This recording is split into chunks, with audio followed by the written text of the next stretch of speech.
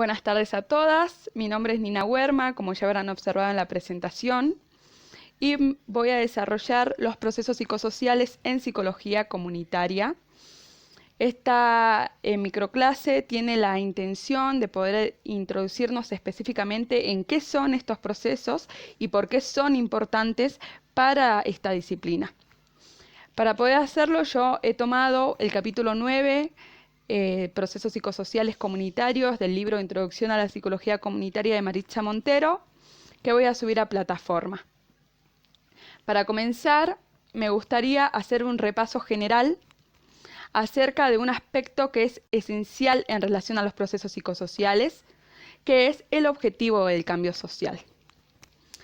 El cambio social en psicología comunitaria es un cambio que va a ser llevado a cabo por la comunidad en conjunto con profesionales que más bien van a tener un papel de catalizadores de ese cambio. Por lo tanto, decimos en este sentido que quien tiene un rol activo es la comunidad. La comunidad es autónoma, es protagonista de ese cambio, como podemos observar en el cuadro. Si el cambio social viene determinado por la comunidad, esto implica que la comunidad como objeto o como su objeto sujeto de intervención se autodefine y autodetermina las acciones que se van a llevar a cabo en ella. Es decir, que es la comunidad la constructora de su propia realidad, pero además va a ser la precursora de las transformaciones que van a suceder en ella. En este sentido, vamos a decir entonces que la comunidad es la que define y prioriza sus problemas, sus urgencias, sus conflictos. Y es allí, entonces, que juegan un papel fundamental los procesos psicosociales. Me gustaría en este punto comenzar partiendo de a qué nos referimos cuando hablamos de lo psicosocial. El término psicosocial va a hacer referencia a la interacción del individuo con lo social, por lo cual vamos a partir de un supuesto básico, que lo psicosocial va a incluir aspectos emotivos, motivacionales y cognitivos en relación con lo social. ¿Qué son los procesos psicosociales entonces? Maritza Montero los va a definir como procesos que influyen en las relaciones sociales de las personas, pero que a su vez son influidos por las circunstancias sociales.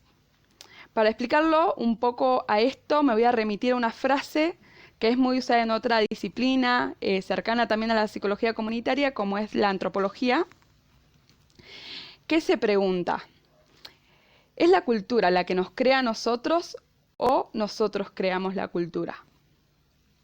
Parto de esta frase para poder evidenciar un poco esta relación dialéctica que existe entre los procesos psicosociales, que son resultado de las interacciones e intercambios entre diferentes miembros de la comunidad, y cómo esos procesos suponen, además, subprocesos que, como dijimos antes, tienen un carácter motivacional, emotivo, cognitivo, generando consecuencias conductuales.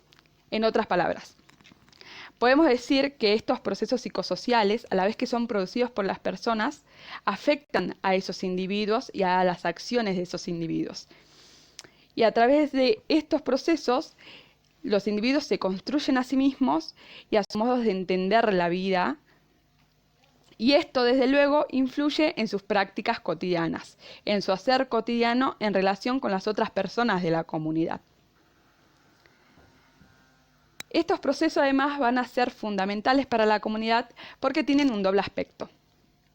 Por un lado, van a sustentar la vida cotidiana, es decir, que son importantes porque a partir de ellos se pueden establecer ciertos estilos de vida estables, patrones de comportamiento regulares, que van a estructurar de alguna manera lo que es la identidad de esa comunidad y que le van a permitir poder desarrollar actividades sin repreguntarse constantemente acerca de cómo realizar esas acciones, esas actividades, esas prácticas.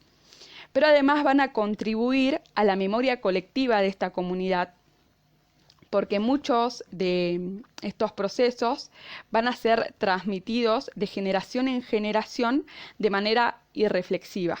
Es decir, que no van a ser enseñados directamente o necesariamente enseñados de forma directa, sino que más bien van a ser adquiridos a través de los procesos de socialización de esa comunidad. Y por otro lado, van a posibilitar la transformación. Principalmente la transformación de aquellos aspectos que generan conflicto, malestar en la comunidad, por lo cual le permiten a la comunidad reinventarse sin perder su sentido de continuidad, su identidad, y poder resolver conflictos que van apareciendo a lo largo del tiempo. Bien, estos aspectos que nombramos anteriormente van a estar determinados por los tipos de procesos psicosociales, que vamos a decir de manera didáctica que se dividen en dos grandes grupos. Por un lado están los procesos sociales orientados a mantener el status quo, es decir, mantener la situación actual de las cosas, mantener las cosas como están en este momento, entre los cuales vamos a encontrar la familiarización, que tiene que ver con asumir lo extraño como algo familiar, la habituación relacionada a normas que generan ciertos patrones de comportamiento, y la naturalización, que genera la visión de que una situación o práctica fue siempre así, volviéndola de alguna manera indispensable. Vamos a hacer la salvedad de que estos procesos psicosociales orientados a mantener el status quo no son en sí mismos negativos o positivos. Pero eso vamos a desarrollarlo más adelante. Luego tenemos los procesos psicosociales orientados al cambio, a la transformación de lo actual. Entre ellos vamos a encontrar la problematización, que es un proceso que permite cuestionar lo establecido a partir de la reflexión. La desnaturalización, que como el término mismo lo dice, se trata de despojar un poco de su carácter natural a ciertos fenómenos. La concientización y la desideologización, que están relacionados a una toma de conciencia crítica que hace que la persona se comprometa con su realidad y con el cambio que se puede realizar en esa realidad. En estos procesos orientados al cambio radica entonces la posibilidad de transformación. Por eso esta disciplina generalmente va a utilizarlos como métodos para propiciar las transformaciones sociales. Sin embargo, en su conjunto, es decir, ambos tipos de procesos psicosociales, son importantes para la disciplina porque para poder lograr un cambio social es necesario poder identificar, conocer, comprender cómo funcionan estos procesos, cómo inciden en la vida de la comunidad y cómo obturan o posibilitan el cambio buscado. Por último, me gustaría dar algunos ejemplos de forma general en donde se encuentran un poco presentes algunos de estos procesos. En primer lugar, vamos a hablar de la ley de divorcio en Argentina. Se trata de una ley que es aprobada en 1987 que permite la disolución del matrimonio que hasta ese momento no era posible. En estos procesos sociales aparecen ciertos procesos psicosociales en los cuales se puede evidenciar algunos más dirigidos a mantener el status quo, como es, por ejemplo, la negativa a que el divorcio sea una opción, que está sustentada a un nivel religioso, que impartía que el matrimonio era para toda la vida. Y, por otro lado, procesos psicosociales más orientados al cambio, que tienen que ver con aquellas opiniones disidentes que empiezan a aparecer al respecto de lo que es el matrimonio, y que empiezan un poco a desnaturalizar esta idea de que el matrimonio era para toda la vida. Digamos, este estilo de vida que era incuestionable hasta ese momento. Y por otro lado, tenemos los movimientos de mujeres que aparecieron hace unos años, de Ni Una Menos, en donde también actúan estos procesos que un poco se ven más manifestados, aquellos que están más relacionados al cambio o, por decirlo de otra manera, orientados al cambio, cuando hablamos de lo que es el estallido, del momento en el que se produce este gran movimiento de mujeres.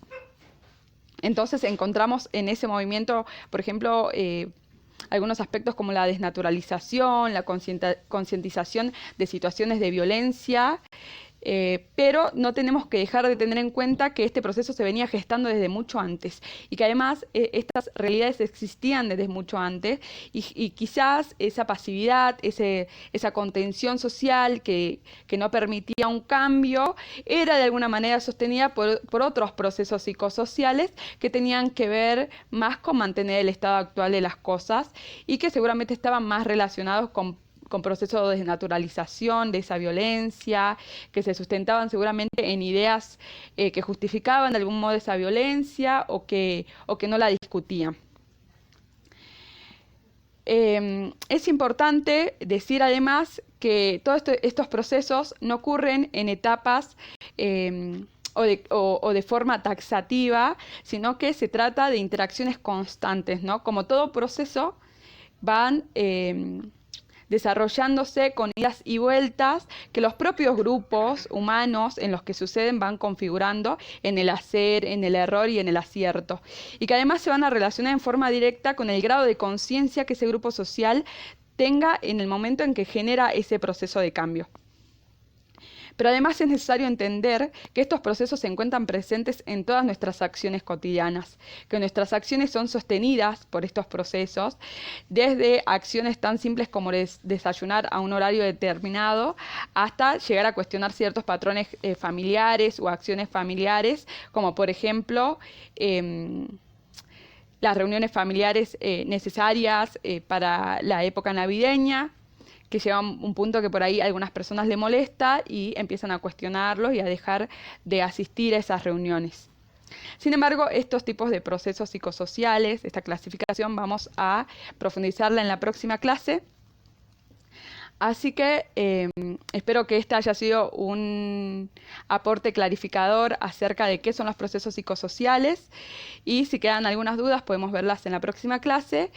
Les agradezco por acompañarme y nos estamos encontrando la próxima.